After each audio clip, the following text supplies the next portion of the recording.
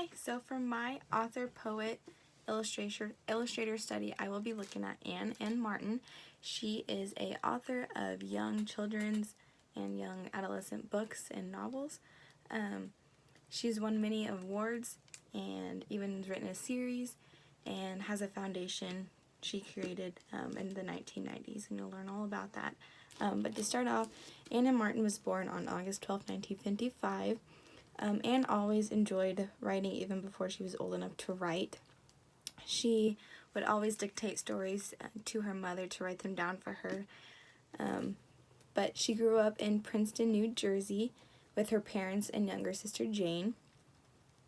After graduating Smith College, Anne became a teacher and then an editor of children's books. Anne is now a full-time writer today. Many of Anne's books are written about contemporary problems or events, so that's kind of awesome, and they're always relatable, so I think that's a great thing for that, like, why kids like her stories and stuff. It's a great way for readers to connect in a relatable manner, aiding to her developing a larger audience overall. Anne is famous for writing the Babysitter's Club series. It's a novel series, but it began in 1986 and ended in 2000. There were over 350 titles in that series. In addition to the series, Anne also wrote the acclaimed novels In Letter, P.S. Longer Letter, Later, and Snail Mail No More. All of Anne's characters are made up. However, many of her characters are based on real people, and sometimes Anne names her characters after people she knows, and other times she just simply chooses to make them up with names that she likes. Currently, though, Anne is living in Hudson Valley in upstate New York. So with that, some awards that Anne has received over the years are the Newbery Award, Newbery Medal Award winning books, and Orbis Pictus Award throughout her writing time. Also in the 1990s, the Anne M. Martin Foundation was founded. This foundation provides financial support for art, education, and literacy programs, as well as an animal rescue foundation as well, so I think that's pretty cool. Some other books by Anne M. Martin, or bibliography, are 10 Rules for Living with Sisters, which that is the book I am going to read to you, just because I can relate to it. I have a twin sister, so I can relate. Rules Living with Sisters. Others include 10 Good and Bad Things About My Life So Far, The Doll People Set Sail, The Babysitters, and The Babysitter's Club is her big known one because that's a series. So I will begin reading 10 Rules for Living with Sisters. This book is basically about two sisters, obviously, but their grandfather recently moves in with them, so therefore the sisters have to share a room, and the oldest sister comes up with a list of rules to follow, but we all know sometimes that life doesn't play by the rules. So it starts off with Chapter 1. Half an hour ago, my sister locked me out of her room. Then she opened her door long enough to hang the sign onto it. And this is the sign that says, No Pearl. Then she closed the door again. It was the 6th time Lexi had hung the No Pearl sign again this month.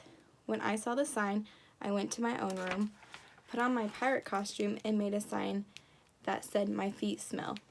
I hung it on Lexi's door underneath the No Pearl sign and waited for my sister to come out.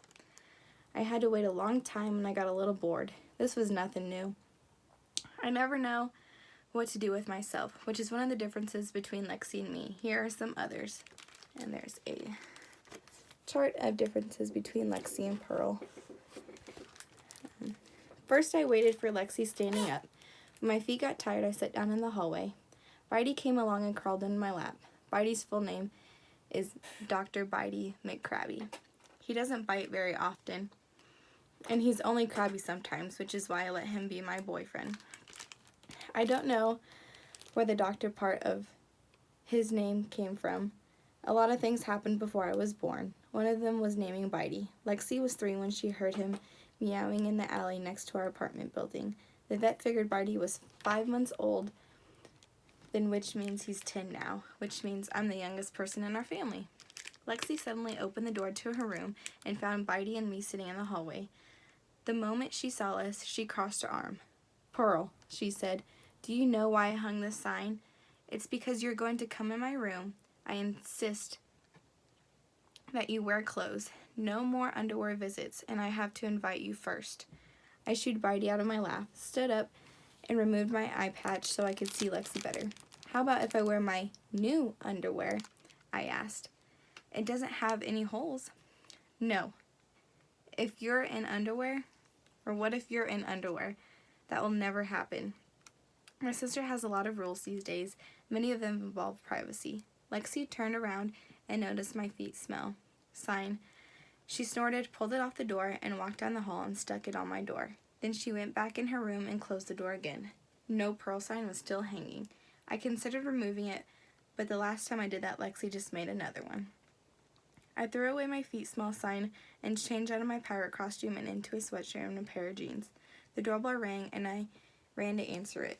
No one was in the hallway outside our apartment, which is number 7F, which means it's the F apartment on the 7th floor. "Justine!" I called. "I know you did that." Justine peeked out from where she'd been hiding behind the doors to service the elevator. There are 2 elevators in our building. The regular one, which is in the hall, and the service elevator, which is behind the door marked service. And it's for delivery people and people who are walking their dogs. Almost everybody in our building who has a dog forgets to take the dogs up and down in the service elevator. No one cares about this except Mrs. Mott, who lives on the 10th floor and is crabby and hates children in addition to dogs. Justine is giggly. She jumps up into the hall, letting the service door slam behind her. She plays this trick on me about 5 times a week. It's funny for the first 60 times. Now it isn't so funny. Justine Labaro is 7 years old and is my best friend. She's in 1st grade at Ellamy Dixon's Elementary School, which is a few blocks away from our apartment building in the West Village, which is in a neighborhood in New York City. Emily Dickinson was a poet. I'm in 4th grade and at Emily Dickinson, Lexi goes to middle school. Lexi goes to a middle school since she's 13 going on 14 and is in 8th grade. One interesting thing is Justine is in 1st grade, but she's supposed to be in 2nd and I'm in 4th grade, but I wish I were in 3rd. Justine is on her 2nd round of 1st grade since she hasn't exactly learned to read yet. All her last year 1st grade friends went on to 2nd grade and she misses them. If I were Justine, I would be thrilled. I would love to have gotten rid of Jill and Rachel and Katie and the rest of my last year 3rd grade friends, but unfortunately we all went on to 4th grade together, where once again I am the youngest kid in my class. Justine lives down the hall in apartment number 7D. I held my finger to my lips and I had a great idea. "Shh," I said to Justine, "come on in." "Why are you whispering?" she asked. I shook my head and motioned her for her to follow me. We tiptoed past the kitchen and the family room and down the hall with the bedrooms and bathrooms in Mom's office. My bedroom is the smallest of all and is at the very end of the hallway. I closed my door quietly.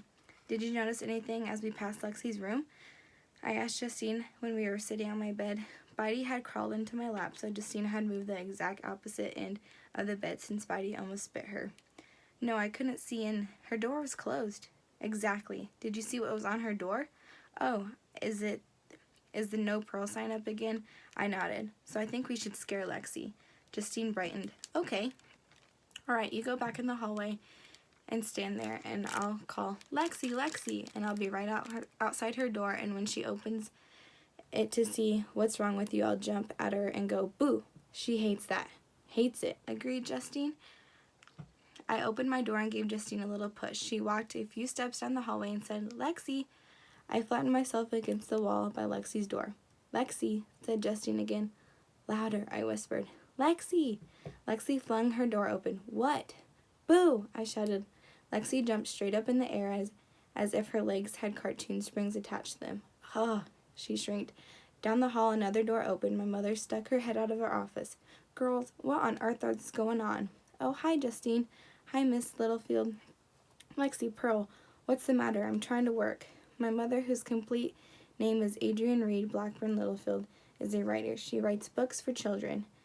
But all the books just say, by A. Littlefield. We are not supposed to disturb Mom unless it's an emergency. Scaring Lexi was not an emergency, but had stopped her from saying, Pearl is being against giant pest, as usual. Do you think you can work this out yourselves, girls?